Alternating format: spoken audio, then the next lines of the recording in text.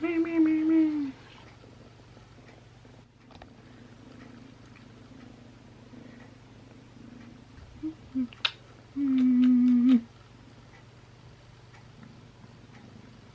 guys!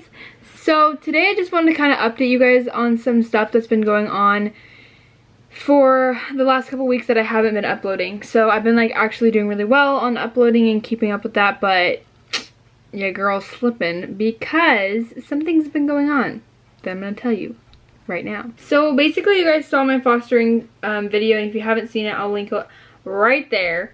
But I talked to you guys all about fostering and how that works and everything. I felt like I needed to talk to you guys about what went on these last couple weeks, which is Socks, the one that I talked to you guys about, and who was our family's favorite cat, passed away a couple days ago, and it was really hard.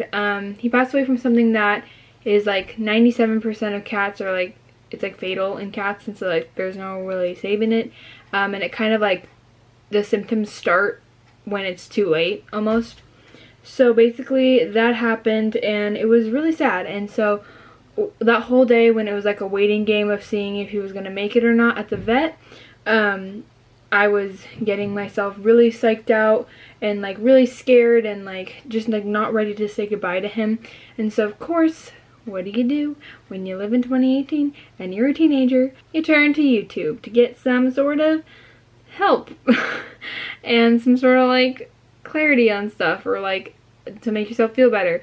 And basically I looked up like dealing with foster kittens passing, because I was like, well, there's bound to be like videos about that, because like I'm sure there's lots of fosters out there and I'm sure they made a video about it. Nope, only one person made a video about it, and she just briefly touched on it and just talked about like how sad she was about her cats. But like I wanted to talk to you guys about like really like what it means, or not what it means, but just like I want to talk to you guys and just be like not really edit this video a whole lot and just tell you guys like how it feels. Like anyways, I'm just gonna talk to you guys about it.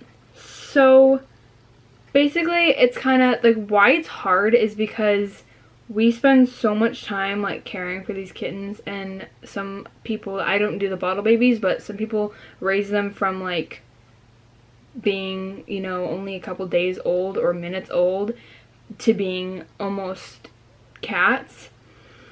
And you work so hard, and then they get sick, and then they get better, and then they get sick, and then they get better, and then, you know, it's like either they make it or they don't. And sadly, there's a lot of cats that don't make it, but there's a lot of kittens that do make it. So that's like really, really good. I had to kind of suck it up after my kitten died, because I had to go teach class and take a class at my dance studio. So I didn't really get time to like grieve, which really sucked. I was in the bathroom for like 2 minutes. I had to change my dance clothes, and I was like crying really hard. And then I just basically said, you gotta suck it up and we're gonna cry later because I have to go. But yeah, it was really difficult. And I miss him so much. But I understand a couple of things, and I wanted to share them with you guys.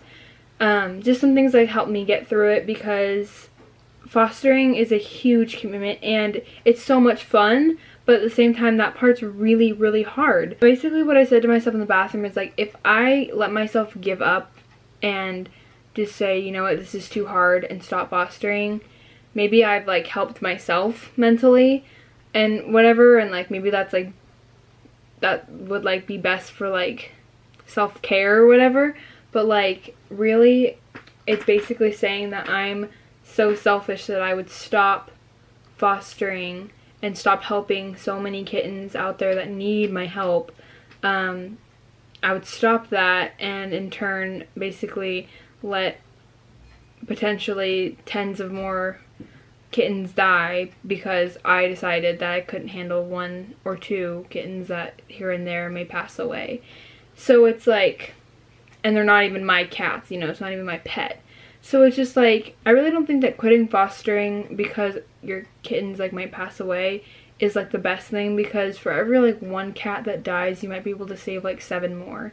And it just seems like that's so unreasonable to just stop. Obviously, if it's like conflicting with your mental health, like so much to the fact like where you can't even like, you're so like stressed out about it, like that is just totally valid. Like then you really do need to stop, and somebody else will like, you know, pick up where you left off. But like really, I think that it's so important that we keep helping kittens, even though like it might be really tough.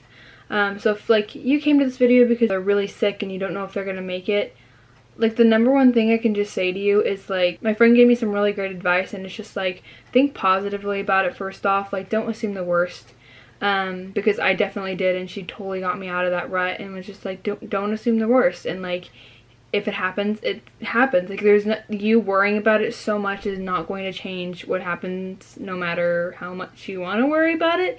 So just keep your chin up and stay hopeful all the way until the end or the beginning of it getting better. So you having like a bunch of doubt and stress is not going to do anything at all. So just breathe and know that you guys, that everybody in that foster community is trying their best to get that kitten back to health, or maybe you're trying your hardest to get that kitten healthy again. So just stay hopeful and keep doing what you're doing all the way till the end, and stay super strong, and do not let those fears creep in. If you came here because you just lost a kitten, I would say to take time for yourself to grieve. I hated the fact that I had to wait I think like 4 or 5 hours to let myself slightly cry, because then after my classes I had a meeting, and I had like an hour break, and like I got in the car with my boyfriend and we talked for like a little bit, and I was fine. And then like he said something about the kitten, and like he wasn't trying to make me cry or anything, but I just like remembered him, and then I got really sad and I shed like a couple tears, and like, but it was so frustrating because I just wanted to like cry. I just wanted to be able to cry and have a place to cry. And of course like I feel fine crying in front of my boyfriend, it's not it at all, but like I had to go into my meeting, so I could not like makeup everywhere, so I had to like suck it up, and like I hated that. So I would say like take time to like sit alone in your room or sit wherever you're comfortable, and literally just like, no, you don't have to cry, but like just be upset. Honestly, just be upset about what happened, and just, you know, remember the kitten, and that is totally fine. But I wouldn't say let yourself go any further than that, because that's where you can get like into some really dark places. So I would say to just remember your kitten and remember how much fun you had with him or her, and learn from the sickness, because I had no idea about FIP. That's what harmed my last kitten. So I'll put a little thing about FIP right here if you guys want to read about it, and I'll also try to link something down below if I can find another article about it. So really make sure that you're educated on whatever they passed away from, because it could potentially stop, or you could prevent it from happening, or you can like find out the warning signs for another kitten that might be sick with the same thing in the future. And then I would say to just be thankful and to just be glad that you even got to know that kitten. I'm so glad that my family got to know Socks and got to know how sweet he was and all the little cute things that he did. And I miss him so much, and it feels like a nightmare that he's gone. It's like really my worst nightmare, the fact that he's gone.